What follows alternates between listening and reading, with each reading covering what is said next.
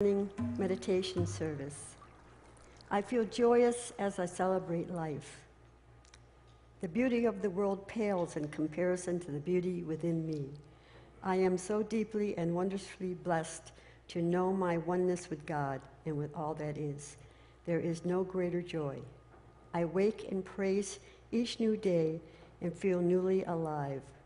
I go out into the world to share the joy of being a child of God in the abundant universe. So when you get a daily word, every day you have something to start your day with, to read, to put you into that centering balance. And daily word has been going since the turn of the century.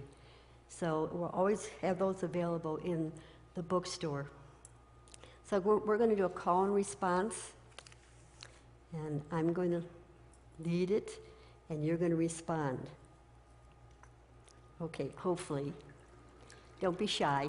You all sound great no matter what you do. And God loves you.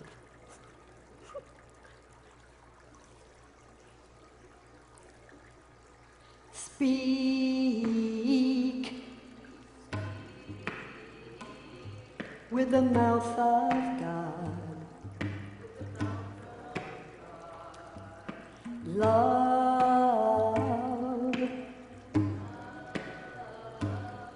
with the heart of God. Walk with the pace of God. Sing with the voice of God. Live in heaven, here and now. Live in heaven, here and now.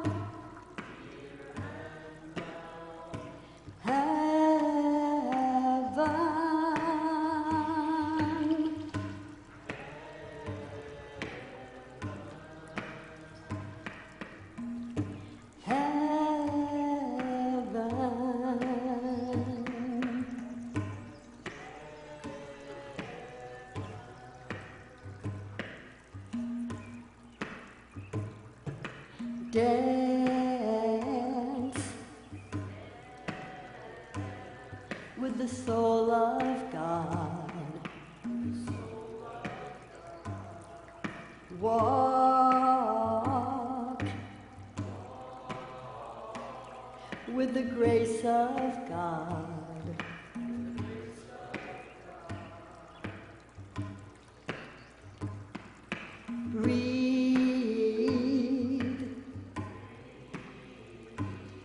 With the air of God.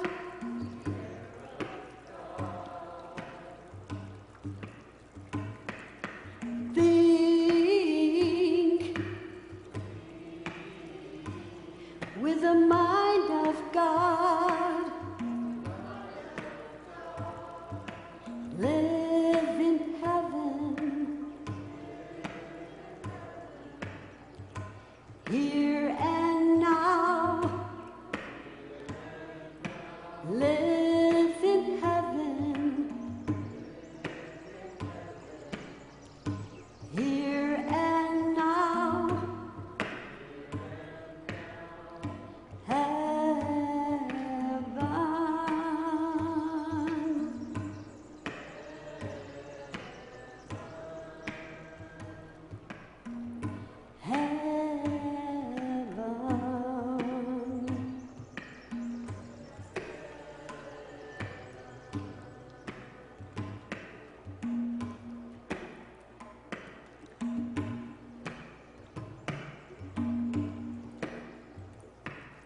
Hear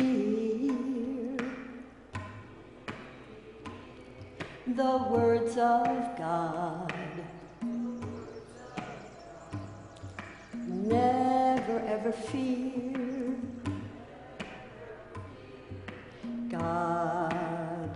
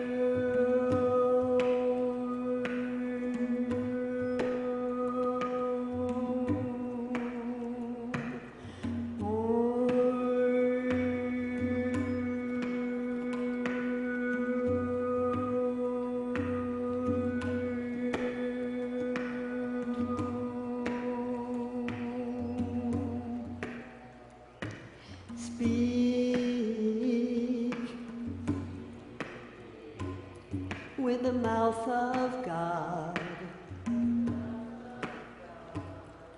Love with the heart of God. Walk with the feet of God. Sing with the voice of God. Live in heaven, here and now. Live in heaven, here and now.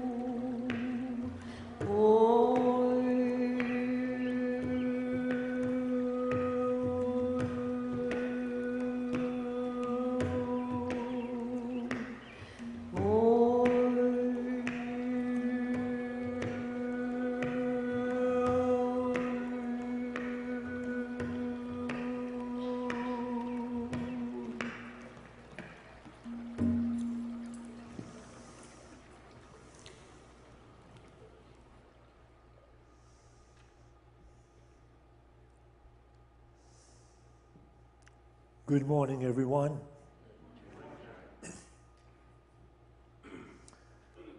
Last week I had tea with a friend, Tony, who's also a member of the congregation.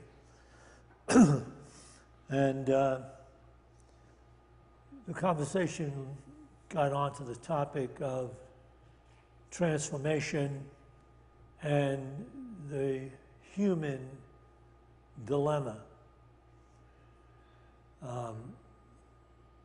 Was an interesting topic that is related in this parable by the master of masters. We have this PowerPoint. You can read this in Luke 12:16 to 21. And he told them a parable saying,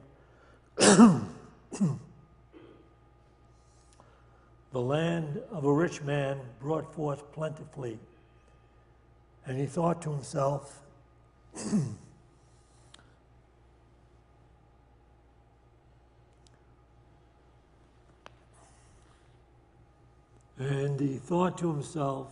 what shall I do? For I have nowhere to store my crops. And he said, I will do this. I will pull down my barns and build bigger ones, and there I will store all my grain and my goods. And I will say to my soul, Soul, you have ample goods laid up for many years. Take your ease, eat, drink, be merry. But God said to him, Fool, this night your soul is required of you, and the things you have prepared, whose will they be?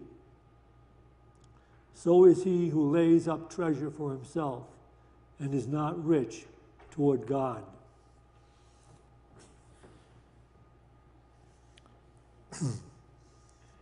Can we have this back again so we can get to the essence of that? Thank you. You're welcome.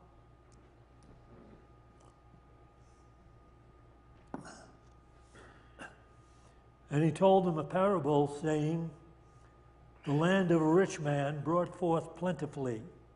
And he thought to himself, what shall I do, for I have nowhere to store my crops? And he said, I will do this. I will pull down my barns and build larger ones, and there I will store all my grain and my goods. And I will say to my soul, soul, you have ample goods laid up for many years. Take your ease, eat, drink, be merry. But God said to him, fool, this night your soul is required of you, and the things you have prepared, whose will they be? So is he who lays up treasure for himself and is not rich toward God. And that line I have seen interpreted is not rich in the awareness of God.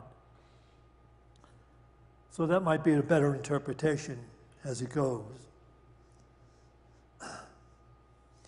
This parable, like many of the deeper teachings of life,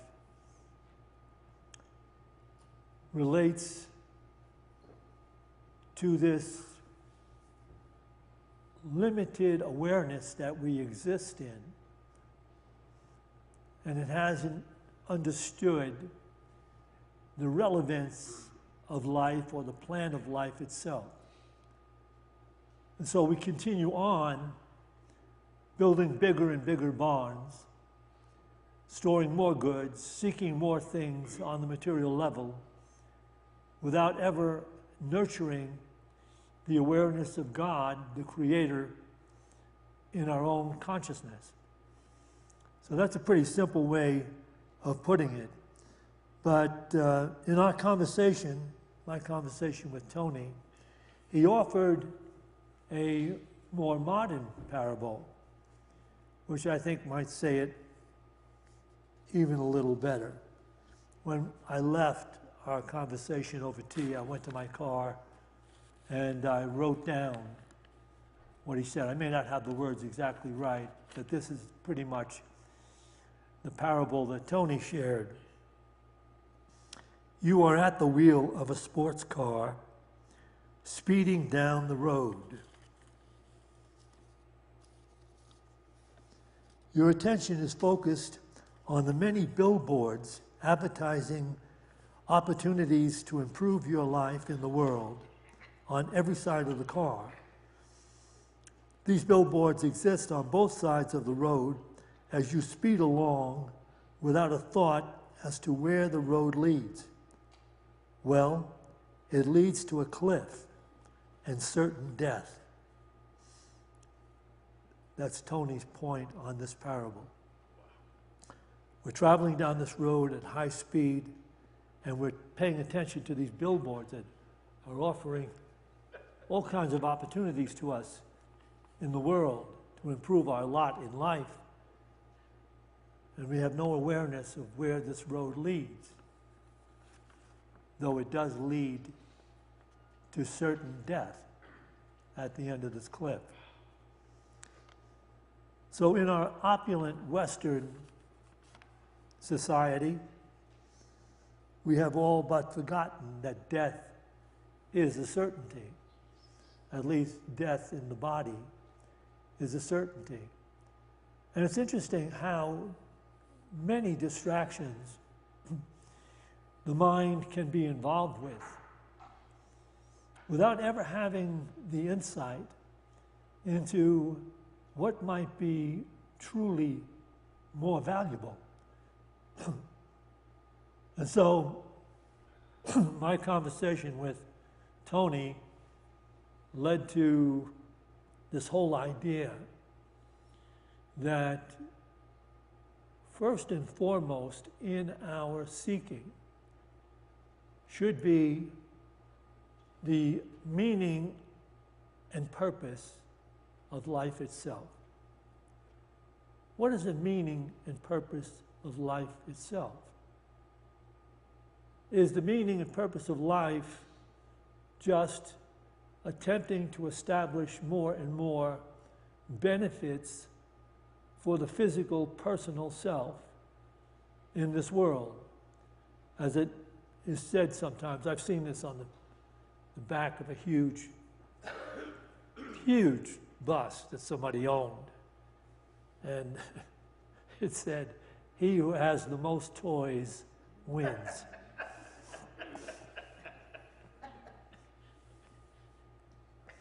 That's probably the initial point of view. It seems to be the impetus for our lives in this initial state of consciousness where we interpret ourselves strictly as a physical body in a world of separate physical phenomena. But is there anything more? Is there anything else? Or is life's whole plan is simply to do the best you can to gather as much of the physical advantages as you can, so then you will have more control over the conditions and circumstances of life, and you will be able to alleviate a certain amount of suffering. You certainly will not be able to alleviate all suffering, which is relevant because if you look at the lives of those who seem to have gained everything the world has to offer, they are not without suffering, and many of them are with a great deal of suffering because they have no concept of how to sustain peace, love, and healing. If a person does not know how to sustain peace, love, and healing, that person is poor indeed, regardless of the number of things he or she may collect, the number of material benefits he or she may accrue, because life has that as its plan. The great teachers who have taken to task their own awareness have discovered that there is a plan in life.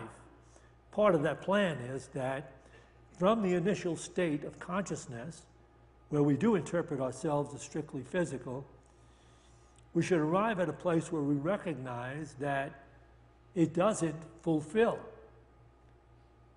and it doesn't alleviate suffering.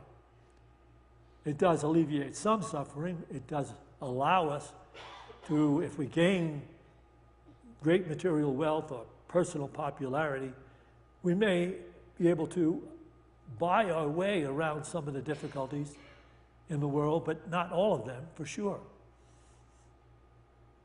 And so we are left with this calling that we should make it an important part of our growing awareness to understand the meaning and purpose of life, to discover what is truly valuable in living. Because what is truly valuable as it's offered on a material level is not truly valuable. It exists. There's nothing wrong with the things that come to us that we acquire. But to make them the goal of our existence is to fail to understand the purpose of our lives. And that's why we have such parables as speeding along in a car that's headed toward a cliff, but we are so distracted, we hardly even give any thought to the idea that someday this physical life is going to end. And sometimes it ends very unexpectedly.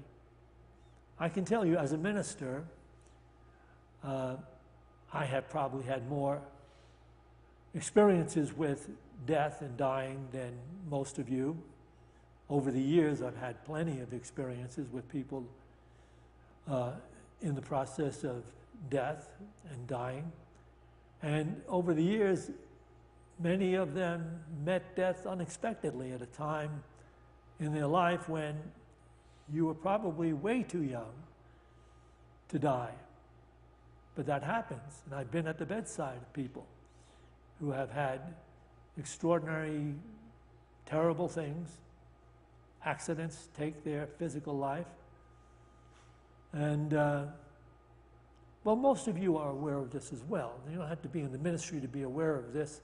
Just think about the unexpected deaths that occur every single day. And these are deaths that don't come about because your body is aged to a degree where it is vulnerable to all kinds of improbable, terrible things to happen. But you're aware of this because if you just think about some of the things you do know about celebrities, John Denver, flying his brand new airplane, full of youth, full of promise, has all the money he could possibly amass and need. And I don't know, some of the speculation is that in this new aircraft, he did not fully understand the controls and did something with the controls that caused the plane to plummet quickly. And he didn't know how to pull it out, couldn't pull it out, and it crashed. And we just have a recent idea of unexpected death with the actor Alec Baldwin, who's on the movie set. He grabs a gun that's supposed to be loaded with blanks and jokingly fires at somebody he's working with and kills that person. Totally unexpected, totally irrational, but it took place. And then we don't have to look very far to see that death is having a heyday in Gaza and in the Ukraine,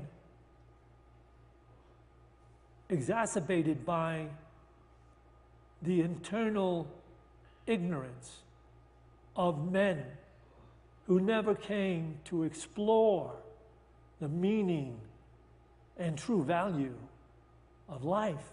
They never came to it. They only came to their illusionary concept of personal ego power. And now they are trying to alleviate their great fear and concern and desire for, thinking they can overpower, they can gain something out there in the world yet that they need to have in order to feel fulfilled and have peace of mind. They'll never find it. They'll only find their own hell growing, because life has a plan. That we should awaken to the fact that the ego-centered concept of getting from the world is limited, illusionary. And that in itself is supposed to put us on the spiritual journey. So we have this from someone who probably was able to relate more about life and death than anybody save for Jesus. Can we have this next PowerPoint, please? This is Edgar Casey's companion. This is on page 233 and page 255. Death has no sting, no power over those that know the resurrection. What does the source coming through this incredible individual saying about resurrection? Since we're all stuck in the idea that the resurrection had to do with one carpenter's son named Jesus 2,000 years ago. Not so. Not so. Not simply so. Death has no sting, no power over those that know the resurrection. The resurrection brought to the consciousness of mankind that power that God has given to man that may reconstruct, resuscitate even every atom of a physical sick body, that may resurrect even every atom of a sin-sick soul, may resurrect the soul that it lives on in the glory of a resurrected, a regenerated Christ in the souls and hearts of people. Christ in you shows the way, not by some mysterious fluid, not by some unusual vibration, but by the simple method of living that which is life itself, think no evil, speak no evil, hear no evil, and as the truth flows as a stream of life through the mind in all its passes or aspects and purifies same, so will it purify, revivify, and rejuvenate the body. In our evolution, we're not there yet. I sometimes say something that really gets way out, according to people that are just on the journey for a while, that there may be dimensions of human experience way beyond this one, where they have transcended suffering on its limited level, as we continue to live in it and through it. So let's have this back again. This is a man that lays down his life, and there was no self there. As these ideas came through, they came through from what this source called Source, or Christ, or God. Death has no sting, no power over those that know the resurrection, which is the resurrection in the consciousness of one's own being. How resurrected are you? Ask yourself that question. How resurrected are you? You can measure this, you know. You can measure how resurrected you are, or how close you are to embracing the true value of life, by how much peace you are able to sustain in your everyday experiences, and how much fulfillment and joy you have in the process of living. To that degree, if you don't have that, and you're not capable of sustaining that or bestowing peace and love in every situation, you're not there yet. So this is what the Master is saying here. Death has no sting, no power over those that know the resurrection. The resurrection brought to the consciousness of mankind that power that God has given to man that may reconstruct, resuscitate even every atom of a physically sick body, that may resurrect even every atom of a sin-sick soul, may resurrect the soul that lives on in the glory of a resurrected, a regenerated Christ in the souls and hearts of people. Christ in you shows the way, not by some mysterious fluid or medication or drug, not by some unusual vibration, but by the simple method of living that which is life itself. In other words, the essence of life, as we were called to finally discover it and live it and maintain it, is we arrive through spiritual practice at the ability to think no evil. You can check yourself out. Where are you in relationship to that? Speak no evil. Where are you in relationship to that? Hear no evil. And as the truth flows as a stream of life through the mind in all it is, the phases of or aspects, and purifies the mind, so will it purify, revivify, and rejuvenate the body.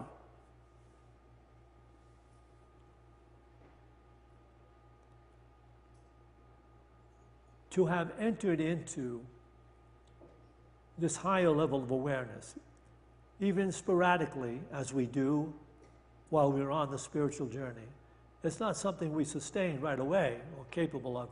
We're not capable of sustaining it right away. We fall back into the distractions of the world, to the many billboards that are being, thrown at us. But even sporadically, we have these moments of clarity and peace where we fully experience Christ consciousness, God awareness, divine insight as to who we are beyond this body. What goes on beyond this limited definition of life? That's what we are about seeking. This is what we are about doing. And A Course in Miracles says it as plainly as it can be said. See if you can embrace this, even though you're sitting here, and maybe you're still only sitting here out of curiosity. And you may be watching this on screen, but strictly out of curiosity. You may think that something may actually come up that's going to flip your consciousness right into the enlightened state of awareness. It's going to happen, it'll happen. It's not. If all you can do is turn on that screen, if all you can do is show up here and put a few bucks in the offering, and that's really what you should be doing more of. What would you pay for the kind of truth that's being related right now? Is it given to you in school when you were growing up? Was it given to you even in college? Is it given to you in the life you're living? Is it given to you? What are you paying? You pay more, some of you do, for your specialty coffee at Starbucks than you put in here.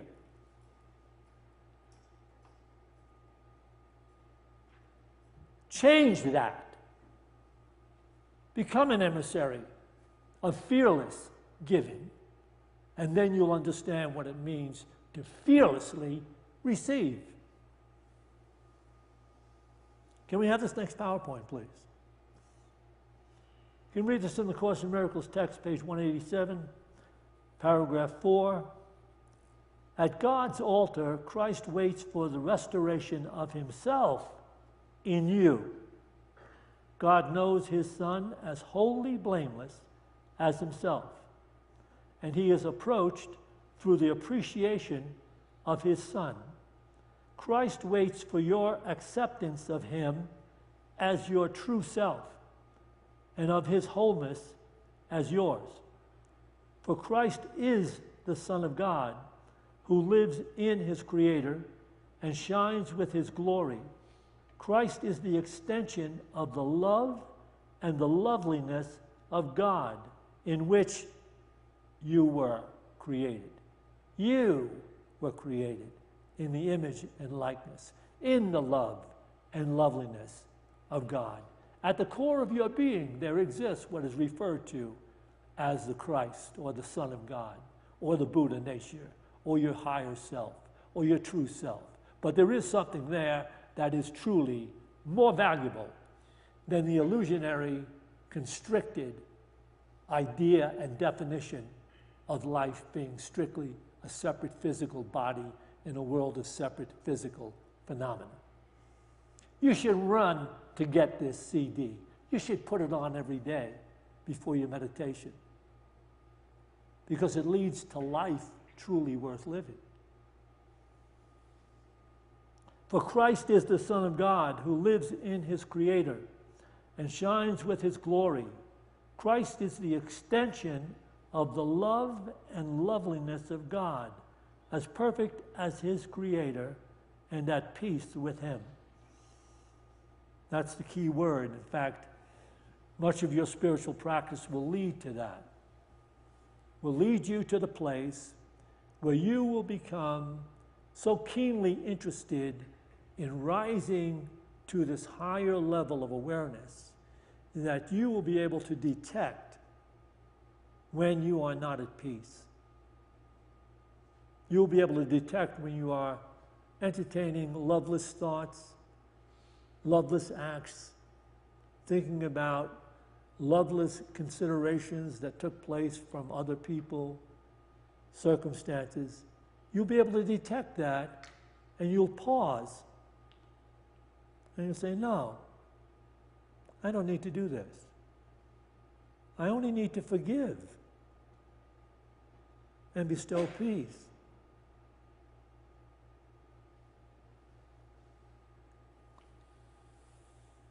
Can we have this back again? This couldn't be said better than the Course in Miracles says it.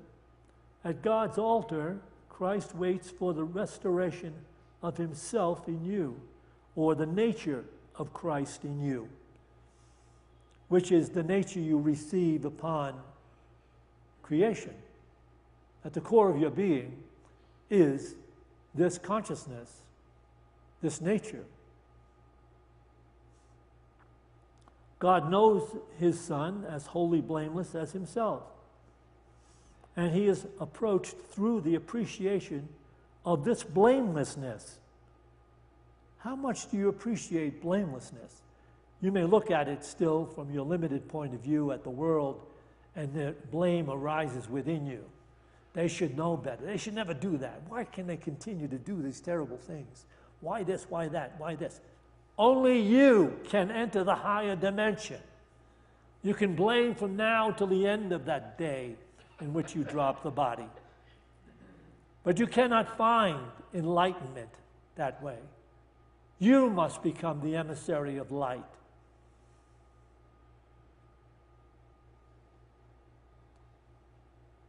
Christ waits for your acceptance of him as yourself and of his wholeness as yours. His wholeness is what? When would you have arrived at wholeness? When would you recognize that everything you look upon is God, worthy of consideration, worthy of forgiveness, worthy of bestowing peace, worthy of love and blessing, and not blame, not vengeance? When will you have arrived at that? It's very simple. Listen to it. If you don't get anything else out of this talk, take this with you. When you are at that place where you think no evil, hear no evil, speak no evil, you rise into your own soul, God-created consciousness.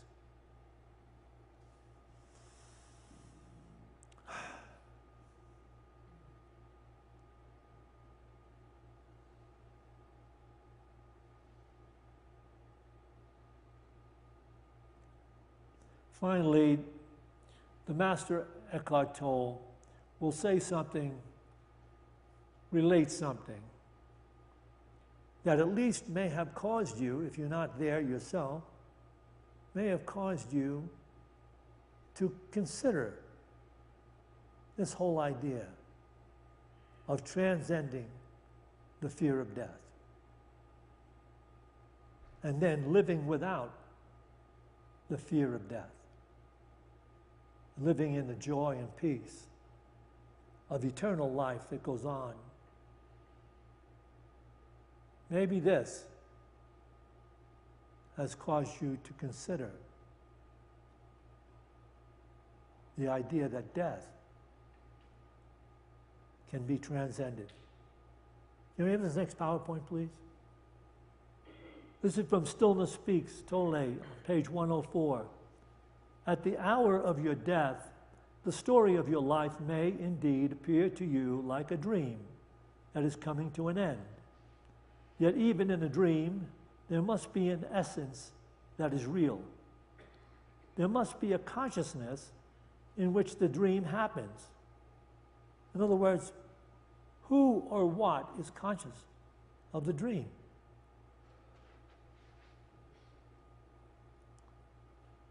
There must be a consciousness in which the dream happens. Otherwise, it would not be. That consciousness, does the body create it, or does consciousness create the dream of body, the dream of somebody?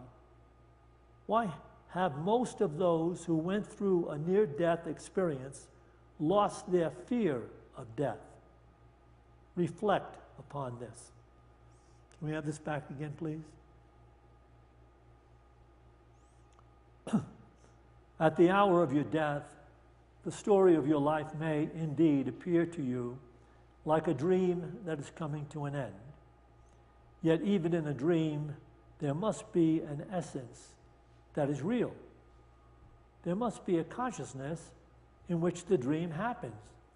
Otherwise, there would be no knowing of a dream taking place. What knows of this dream about the body? What? Who knows about this dream of the body? Could it be your higher self, your higher awareness?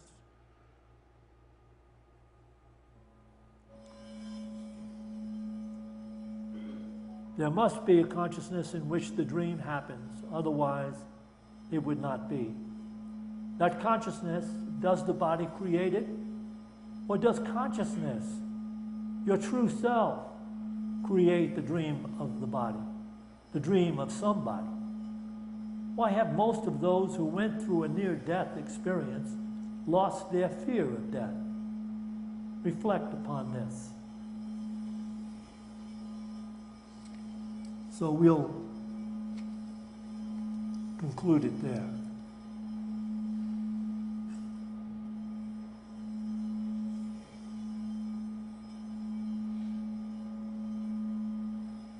We're going to rest in the present moment. Just take a couple of deep breaths. As you release the breath, just know there is something truly valuable awaiting everyone.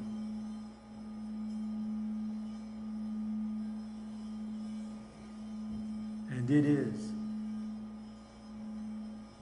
knowing. It is knowing. It is knowing.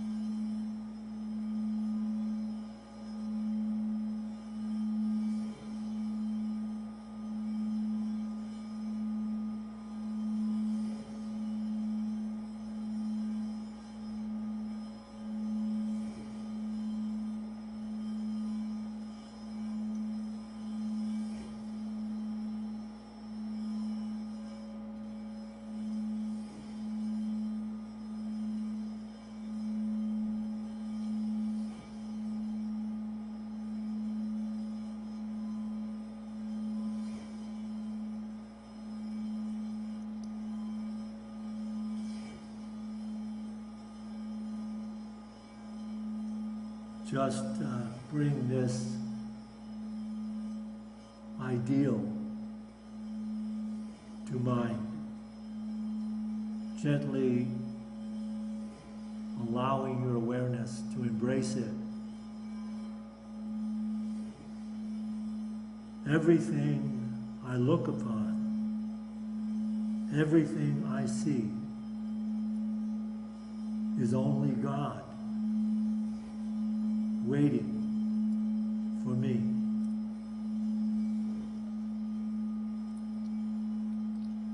Everything I look upon, everything I see is only God waiting for me.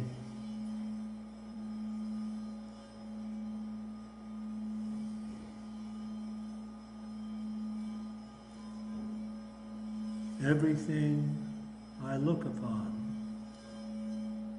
everything I see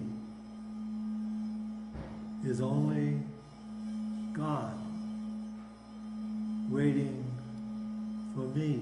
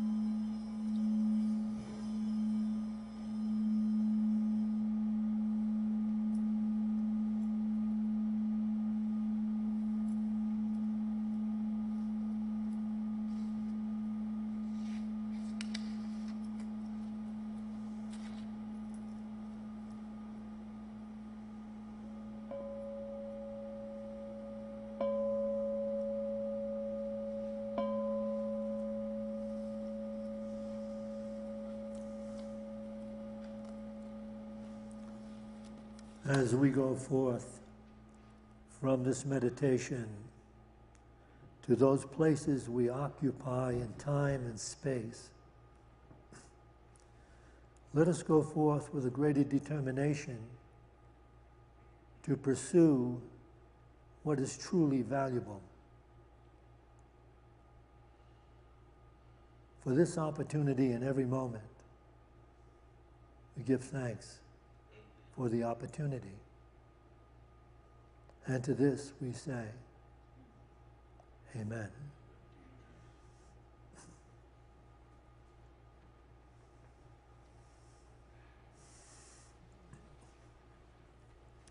We will take an offering for unity now, and per my latest instructions, we have many convenient ways for you to make a donation today to support unity and its life-enhancing messages. For those of you who like to give electronically, our donation QR code for Venmo and PayPal apps are located on today's handout. So take that handout with you and put it on your refrigerator. For those of you tithing from home, visit our website at unityofboulder.com and click the green button at the top right-hand corner of our home page that says, Support our mission. Make a donation. Or you can follow on the link below our live stream feed. You're watching this live stream? It says Donate to Unity. Just click that and do the right thing. And as we take our donations in our hands, let's bless them with this offering prayer. Divine love, through me, blesses and multiplies all that I have, all that I give, and all that I receive, because I give. And so it is. We all come from God, and unto God we shall return. We all come from God, and unto God we shall return.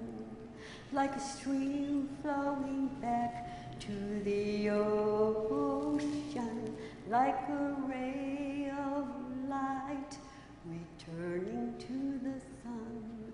We all come from God, and unto God we shall return. We all come from God, and unto God we shall return.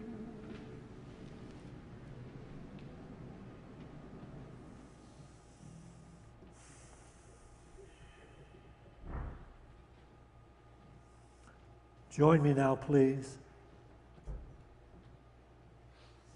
We dedicate this tithe to the will and the work of the Spirit of truth, the Spirit available to each of us, the Spirit that joins all of us. We dedicate this tithe to the victory of the Spirit of truth. Amen. I want to remind you that we have a meditation service every Wednesday at 7 o'clock. You're welcome to join us on that meditation, And at the 11 o'clock service, Tisha will be presiding. She always has a message of deep insight for us. You got any messages? Today is Louis' birthday. Wow. Yeah. Yes. I saw him after he was How born. old is he? A few hours after he was born, I Ask saw him him. personally. Okay. He's 19.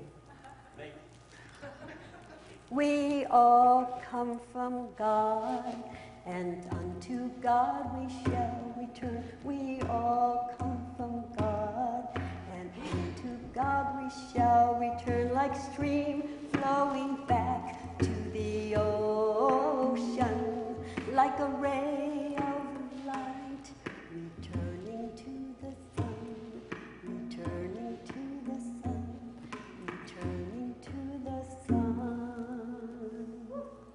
We have refreshments in Fellowship Hall through these doors to your right. We have refreshments if you wish to stay and ask or discuss anything about this talk or unity in general. We usually have some people circle up some chairs and we get into a nice conversation. I will be over in Fellowship Hall in about 10 minutes. To everyone, have a beautiful day.